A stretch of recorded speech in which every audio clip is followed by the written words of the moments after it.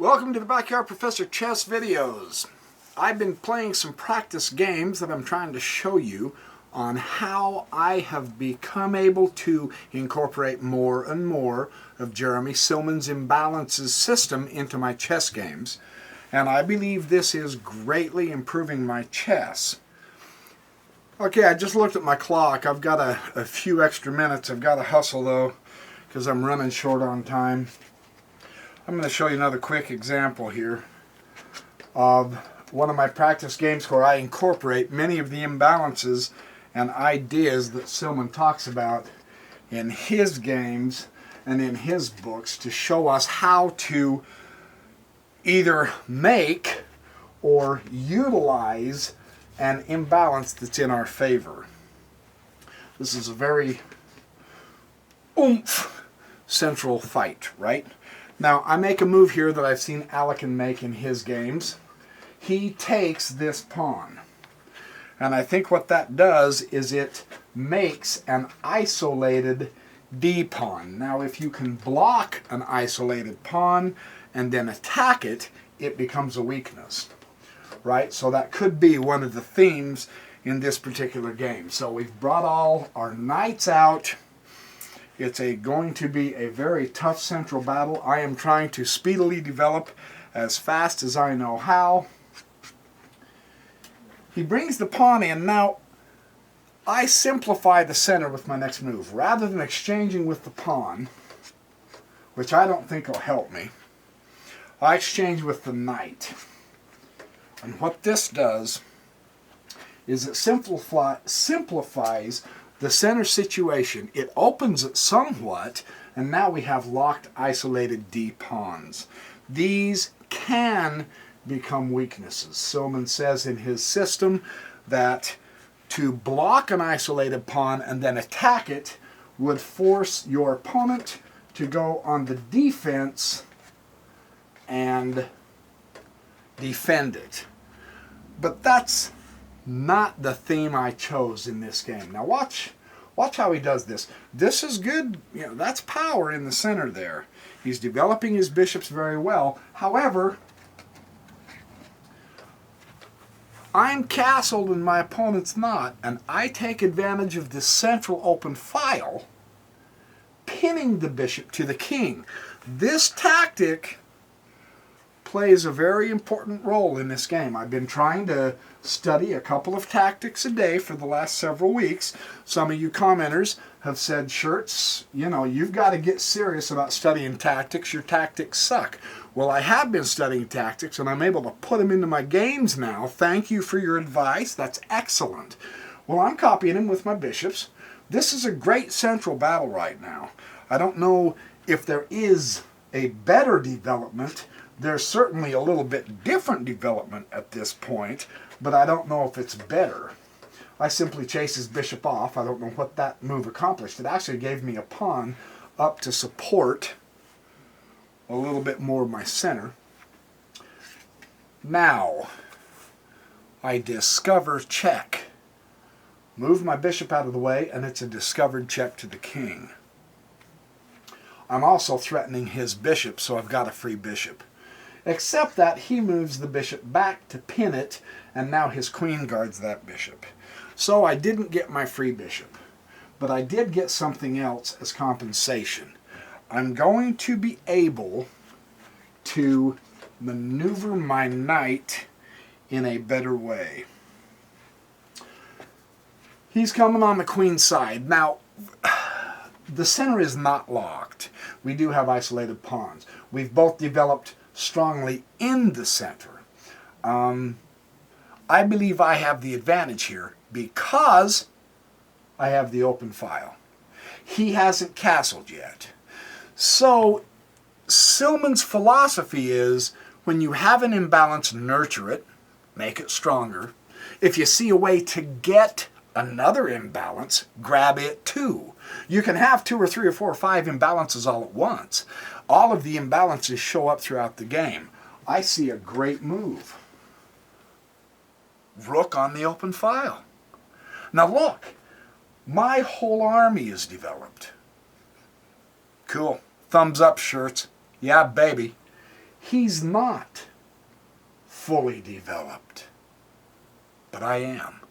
And what's more, my development gives me open files. I'm liking this. I'm liking this a lot. Well, he defends his 7th rank, so he does develop his rook. It's a passive move. He went passive on me. I'm going to exchange the bishops. I'm going to get rid of the minor pieces. Why? Because, true, it does help him develop his queen. Rather than focusing on the isolated pawn, I mean, he's got it covered here and here anyway. Rather than focus on that, I'm going to focus on where my imbalances are in my favor, the rooks in the open files. His rooks are not connected, right? You can see that. And that gave me an idea. Wait a minute. If I'm going to emphasize my rooks in open files, go check. And you go, yeah, so what? He can simply move his bishop here, you dork, and you haven't gained a thing. But wait, I have the rooks and the open files. If he was to do that, I could go pow. See the advantage to this? That's a great tactic. Or I have another option. I could go discovered check. So he's not going to do that either. So he does the only thing that's logical. He moves his king. Now observe the beauty here. He has his king, so he can't castle. He can't move that rook. That rook's not going to play any part in this game. He can't connect his rooks. He can't put his rooks on open files. I think I have the advantage. So I'm going to get my knight developed. Now at this point, I want to exchange the minor pieces. Advantage would be mine, in my opinion. And he offers to exchange the queens. Because of the nature of the board, because we're learning how to read the board, because we understand the advantage and disadvantage, the strength and the weaknesses of the pieces, and because I am maximizing the strength of my rooks on files, this actually guides me to knowing what to do in this situation. It's okay to change the queens out. I don't have to do a passive move like this or this. I don't have to be passive, although that wouldn't have been too bad. That's not passive, but it lets him keep his queen. Remember, he's a power down. This rook is not playing any part in the game, you guys. So he's playing a power down. It is a disadvantage for him to exchange. So I happily exchange the queens because I'm even now more powerful without the queens. True, by exchanging the queens, I did open up this file. Or he did open up that file. So in some respects, he activates his rook a little more. He's got that pawn there that can come down and bash out my pawns. No, I put a stop to that. B3. I don't want any part of that. Well, he starts coming down on this side now. H5. You can see he's coming at me. He's going to try to dislodge my knight. Now he comes G5. You can see he's getting the pawn roller. He's gaining more space, but I believe I have more central control with my files. But notice, the pin is no longer on. So I'm going to do something better. I'm going to double up my rooks on the open file. He can't oppose me. He only has one rook. So I add to my strength by doubling up the rooks on the file. Now, of course, he's going to chase my knight away. Now, Silman asks us in his book, before you make a move, ask, what wonderful thing does this do for my position? It's a great question to get in the habit of asking yourself. If I play passively and just simply move the knight out of the way, what wonderful thing does that do for my position? Nothing.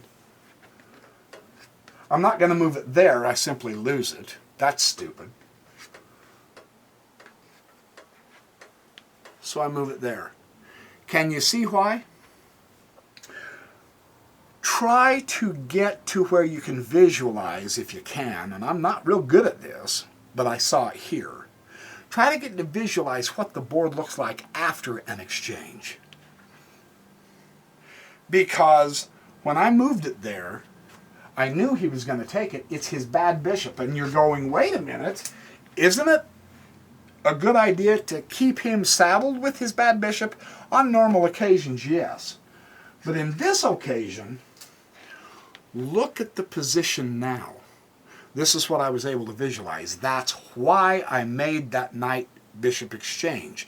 Because we each only have one minor piece now, and mine is better. Mine is far more active. It is far more strong. And it will be for the rest of the game. My rooks are vastly better than his disconnected rooks. Now true, he's been pushing pawns, so he's been giving himself an option to get this rook in the game, but he's playing without that rook. He's a power down as far as I'm concerned. And he is trying to come into a pawn storm, but my bishop and knight and pawns are going to stop that. So he's not going to get an attack on my king at all. And in fact, he puts it to h5, which virtually accomplishes nothing. Now I'm ready to spring. Check. Go to the 8th rank. Rook on open file. Use it. Yes. King dodges back down. Now do the power move. Now look. When you've got rooks and you're in a similar position like this, look at the power move. 7th and 8th ranks. I'm willing to exchange his rook because this is so powerful. I've got him. I think I can win this game. If I would have been black, I would have exchanged, without question. You can't leave that much power in your own camp. However, he chose to attack my weakness. He took the pawn. So, I start attacking his weakness, and he comes over and begins to attack my isolated d pawn, which is a weakness. But I'm not trying to attack his weakness. I want to double up my rooks on the 7th rank, because now I want this weakness right at his king. So he goes check, I move out of check, he goes check, I move out of check toward the center, threatening his rook, and now every one of my pieces are superior to his. But he does get one of my weaknesses, the poor pawn. But that's okay, I get one of his weaknesses, the poor pawn, and I get to go check. I have the initiative here, and I'm never going to let it go from this point on. I can't just come here and go check, right? I've got this place blocked off, so I have to dodge back over. And of course, he's going to take my other weakness, and now I simply go check. He moves his knight, and I go mate. The power of the imbalances to show you what pieces to exchange, to help you read the board to see where to put your pieces so that you can improve your chess. This is the beauty of Jeremy Silman's chess course. This is a fun practice game to show you what I was thinking while I'm trying to put the imbalances to work in my favor. So I hope that helps you.